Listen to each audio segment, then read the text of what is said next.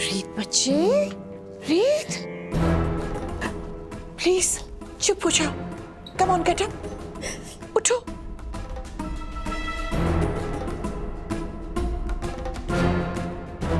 रीत, ऐसे टूट जाओगी तो कैसे चलेगा?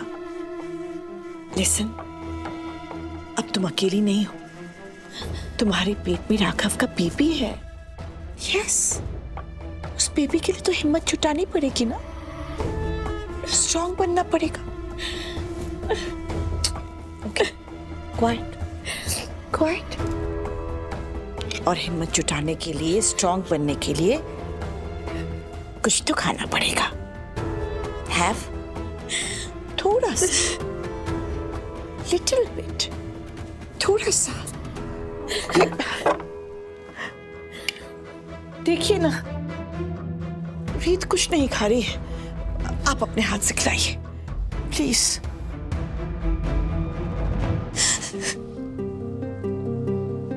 रीत बेटा, मैंने इस बारे में बहुत सोचा और मुझे पक्का विश्वास है कि राघव बहुत जल्दी जेल से छूट के वापस आ जाएगा। देखना। आप इतने विश्वास के साथ कैसे कह सकते हैं फूफा जी? बेटा, दुनिया का कोई भी कानून इतनी आसानी से किसी को सजा नहीं देता, और खासकर इस केस में जब तक कीर्ति की बॉडी नहीं मिल जाती तब तक ये साबित नहीं होता कि कीर्ति मर चुकी है या जिंदा। यानी कानून ऐसा डिसीजन ले ही नहीं सकता कि कीर्ति का मर्डर हुआ है या नहीं। तो बेटा, जिस जुर्म का कोई सबूत ही ना हो, क्या उस पर सजा मिल सकती? हाँ, जो हुआ है वो सबने देखा है, लेकिन बेटा, आंखों का देखा धोखा भी तो हो सकता है। हाँ? और ये क्या? हाँ? क्या ये? तुम तो हमेशा से बहादुर लड़की रही हो ना, तो फिर इस तरह हिम्मत कैसे हार सकती हो? हाँ? लो खाओ बेटा, शाबाश, सब ठीक हो जाएगा बेटा। अरे अरे, ये तो मैंने सोचा ही नहीं था। अगर कीर्ति की बॉडी नहीं मिलेगी तो राघव गुनहगार कैसे साबित होगा? इसके बारे में कुछ करना पड़ेगा।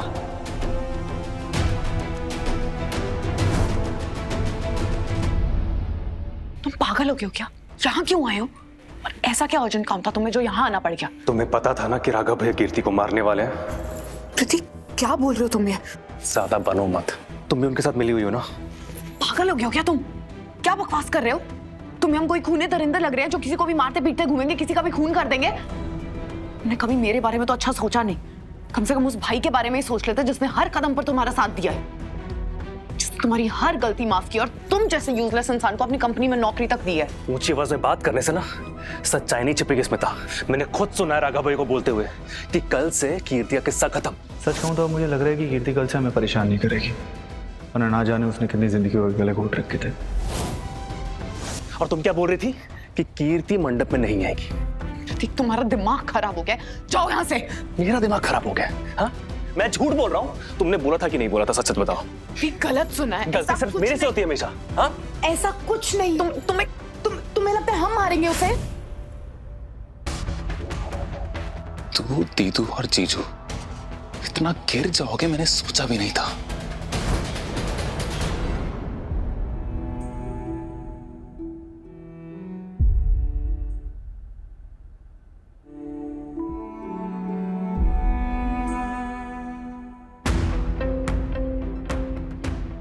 रीत, सच कहूं मुझे तुम पे दया आती है कि तुम अपने पति की उन गुनाहों की सजा भुगत रही हो जो तुमने कभी की नहीं है। और तुम क्या, तुम जैसी हजारों औरतें हैं इस देश में जो अपनी पतियों की उन गुनाहों की सजा भुगतती हैं जो उन्होंने कभी की नहीं होती है। आपका दया दिखाना हो गया तो मैं जाऊं। तुम मुझे अपना दुश्मन क्यों समझती हो रीत? आज मैं तुझसे ये वादा करता हूँ कि मेरे पीछे का दरिंदा तू देखेगी। अरे मैं निगल जाऊंगा राघव की जिंदगी को। उसने मेरी भांजी को मारा, मेरी भांजी को।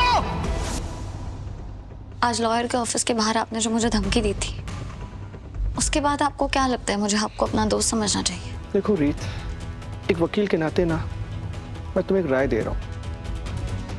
इस समय राघव का बाहर निकलना नामुमकिन है। और जो भी तुमको ऐसी उम्मीदें दे रहे हैं ना, वो तुमको सब झूठी उम्मीदें दे रहे हैं। मैं चाहता हूँ कि तुम उन उम्मीदों पे मत चलो। वाह, ऐसे दोस्त जो हर शब्द के साथ छुरी घोंपे, उनसे बेहतर तो दुश्मन ही होते हैं ना। रीत, मेरे पास तुम्हारे लिए एक प्रस्ताव है। क्या कहना चाहते हैं? मैं ये कहना चाहता हूँ कि राघव भाई बाहर आ जाएगा और विक्रांत और कौशल्या भी ना अपना केस वापस ले लेंगे। ये मेरा तुमसे वादा है। इसके बदले क्या चाहते हैं? तुम्हारी बहन स्मिता।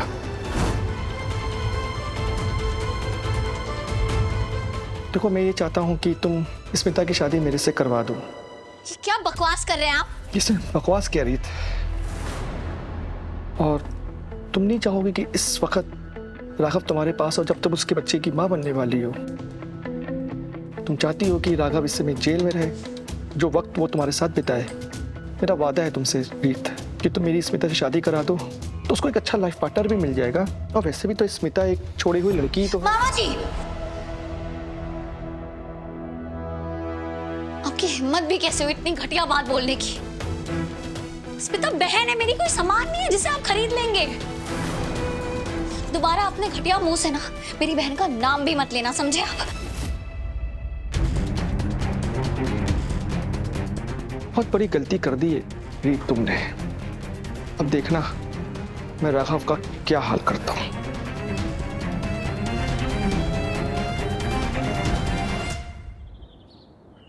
माँ,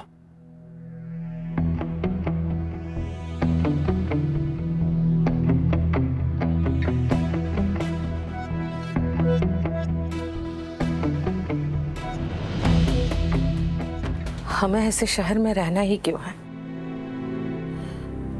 जिस शहर ने मेरी बेटी ही छीन ली हो। मुझसे ही तो सदमा बर्दाश्त नहीं हो रहा है विक्रांत। यहाँ की हवा भी मुझे कीर्ति की याद दिलाती है। चलना, हम यहाँ से कहीं दूर चलते हैं, यहाँ नहीं रहना है। मैं आपका दिल का दर्द समझता हूँ माँ, क्योंकि वो दर्द मेरे दिल को हर दिन जल्दी कर रहा है। मैं शहर को तब तक छोड़कर नहीं जाऊंगा जब तक कीर्ति के कातिल को सजा नहीं मिल जाती। अब या तो वो अपनी बची हुई जिंदगी जेल में बिताएगा या वो फांसी के फंदे पर चढ़ जाएगा। मुझे बस एक बार अपने पति को देखना है, प्लीज। मैडम, आपको कितनी बार समझाया है कि आप अपने पति से नहीं मिल सकती? और मैंने भी आपको कितनी बार बोला है कि मुझे बस एक बार देखना है उन्हें। मैं उनसे बात भी नहीं करूंगी, ना ही मैं ये कह रही हूँ कि उन्हें छोड़ दीजिए या बेल दे दीजिए। बस एक बार देखने तो दीजिए, इतना भी नहीं कर सकते आप लोग? जब तक मैं राघव को देख नहीं लेती मैं यहाँ से कहीं नहीं जाऊंगी।